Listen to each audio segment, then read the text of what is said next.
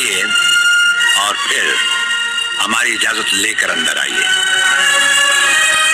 आज तक मुझे किसी से इजाजत लेकर मिलने की जरूरत नहीं हुई कलेक्टर साहब।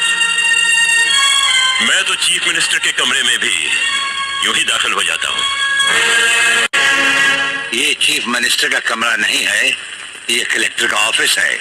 आप बाहर जाइए और अपने नाम और काम की चिट भेजिए।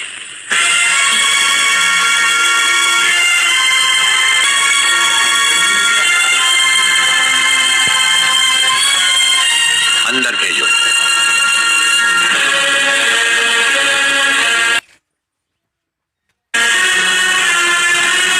तो बधाई दे सकता हूं ना? मुबारक हो। हम अजनबियों से हाथ नहीं मिलाते। दिल मिलता है तो हाथ मिलाना अच्छा लगता है। और मुझे खड़े रहकर बात करना अच्छा नहीं लगता कलेक्टर साहब। मेहमान को अगर बैठने के लिए नहीं कहा गया तो मैं खुद बैठ जाता हूं। यहाँ हम उन लोगों को बिठाते हैं जो बुलाए जाते हैं। जो सिर्फ सलाम करने आते हैं उन्हें वहां बिठाया जाता है। मेरा नाम गंगाधर चौधरी है और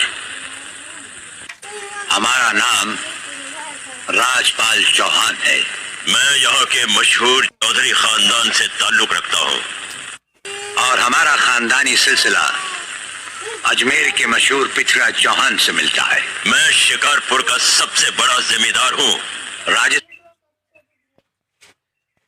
में हमारी भी जमीनात हैं और तुम्हारी हैसियत के जमींदार हर सुबह हमें सलाम करने हमारी हवेली पर आते रहते हैं। कलेक्टर साहब, आप जैसे बहुत से कलेक्टर यहाँ आए भी और चले भी गए। मेरा मतलब है कि समझ गए हम तुम्हारा मतलब। हम वो कलेक्टर नहीं जिनका फूंक मारकर तबादला किया जा सकता है। कलेक्टरी तो हम शौक से करते हैं, रोजी रोटी के लिए नहीं। दिल्ली तक बात मशहूर है कि राजपाल चौहान के हाथ में तंबाकू का पाइप और जेब में इस्तीफा रहता है।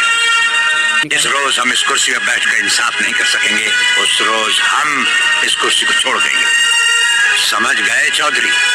अच्छी इज्जत की है तुम मेरी नौकरों के सामने। नौकर तो मालिक बनना सीखो। जमींदारी करनी है तो जमींदारों से दिल पैदा करो। गरीब और मजदूर से लड़ने वाला ना मालिक होता है और ना ही जमींदार।